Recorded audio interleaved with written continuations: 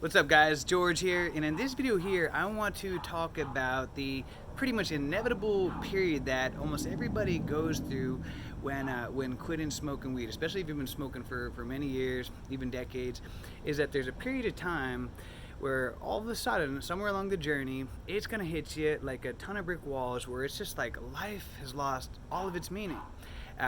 You can just seem like everything is boring, and you can be extremely depressed. And in my opinion, this is much worse than even any physical withdrawals. A lot of times this hits even after the physical withdrawals, which makes it even worse, because it's like, you've gone past the physical withdrawals. You feel like you should be feeling better, but it's just life is just like it's just hard to ever imagine that you can ever even been happy again. And it can hit you at different periods, and it can come and it can go. And in my opinion, this is one of the biggest reasons why people relapse, is due to this. And it's important to understand. This is why I want to talk about this.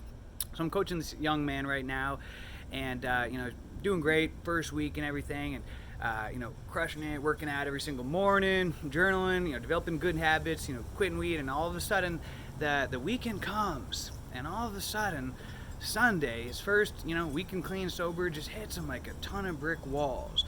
And I get this email from him on Sunday evening, and he shares with me about how, he relapsed. He woke up Sunday morning, and he woke up late and skipped his workout, and just, it was just like it was just like life has lost all of its meaning. He was depressed, bored out of his mind, and it just kept building and building until finally in the afternoon he ended up meeting with a friend, and he relapsed, and he felt really guilty about it afterwards. He emailed me and everything, which I'm glad he did. And hey, no judgment. I relapsed many times on the journey, as most of us do.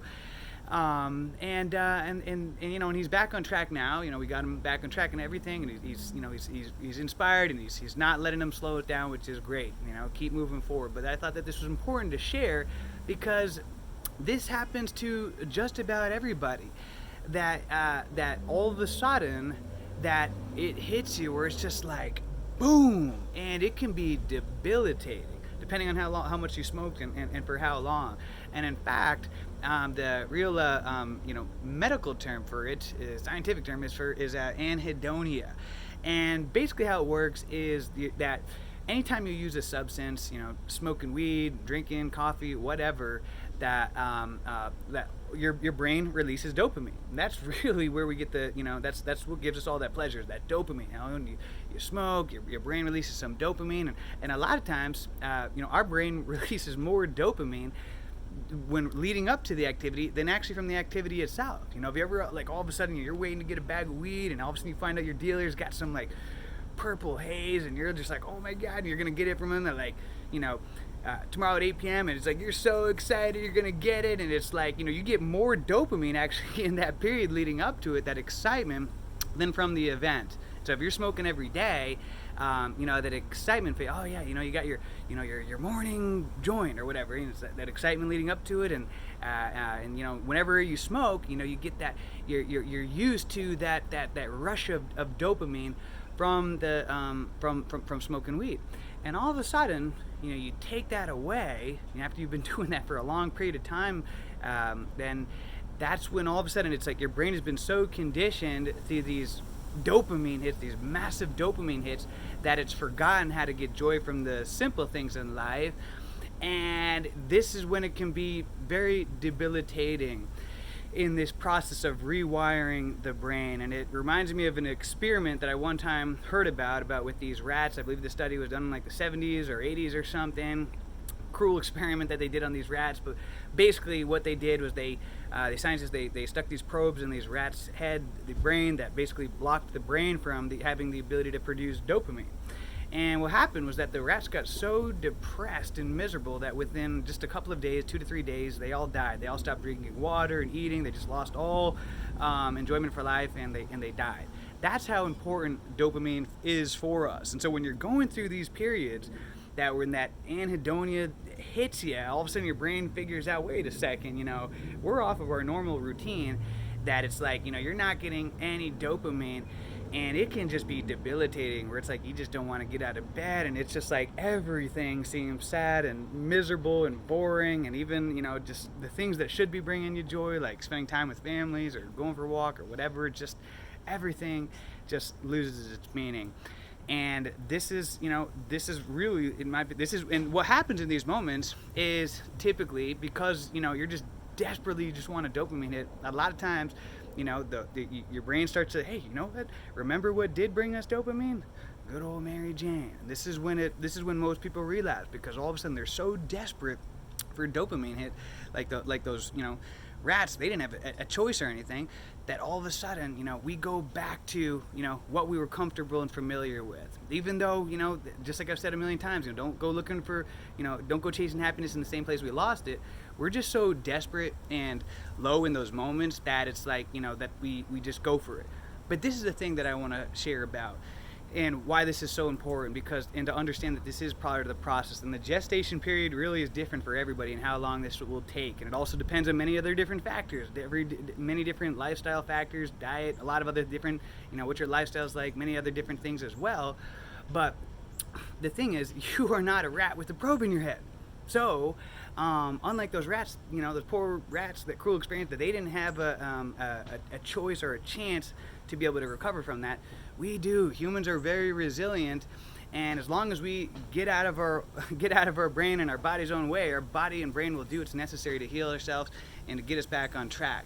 But the thing is, it takes time. Patience is a virtue, and this is why a lot of times when I'm coaching people, I get them to write down a date, that 90 days, to say, hey, you know what? Look, you're gonna go through times when you're gonna feel miserable, you're gonna depress. There are gonna be some days where you're just gonna feel awesome. Like all week long, he was telling me that he was feeling great, working out and doing all kinds of things. He felt so good. But then all of a sudden, boom, and that's normal. And that's what's gonna happen throughout the process. And this is why I wanted to share about this, to know that this is coming, that these moments are gonna hit you.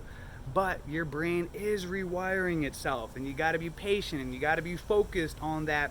That's why I say to write down a 90-day mark. Sometimes it's helpful to have something that we're shooting for, to know, hey, you know what, for a period of time, maybe in this transition period, that you're going to go through some difficult moments. It's okay, because on the other end of the tunnel is the light. That's, is the person that you ultimately want to become. And if you give it time and you keep working on yourself and working on your habits and taking care of yourself, your brain absolutely will begin to make changes. Things absolutely will begin to get better, and your brain absolutely will learn how to produce dopamine, and you'll start to get all those feel-good feelings from the simple things in life again. But you got to be patient, and the reason why I want to share this is because sometimes it's helpful to know what's coming. Where when you don't know this is coming and you go through this, you might think, you might just feel like it's, you're unique. That it's just, hey, you know what, maybe you're just destined to be a pothead, and, you're better off with it. You're better off drinking, smoking, whatever, because, hey, you don't have to deal with this. But hey, that's why I'm sharing with this. This is part of the process, but you will get through it. And what you'll notice is that these days will get fewer and far between. In the beginning, there's going to be more of them. Maybe there'll be multiple days in a row. Maybe even a whole week. Just again, it all depends on the person and the situation. But as the time goes on, those days will be fewer and far between, where before you know it, you'll, as the months goes on and you just be patient, that all of a sudden you'll be like, wow, you know what, it's crazy that I even went through that. It's like, it'll be hard to even imagine, because it'll just seem like a distant past memory when you were in that. But it's a very real experience.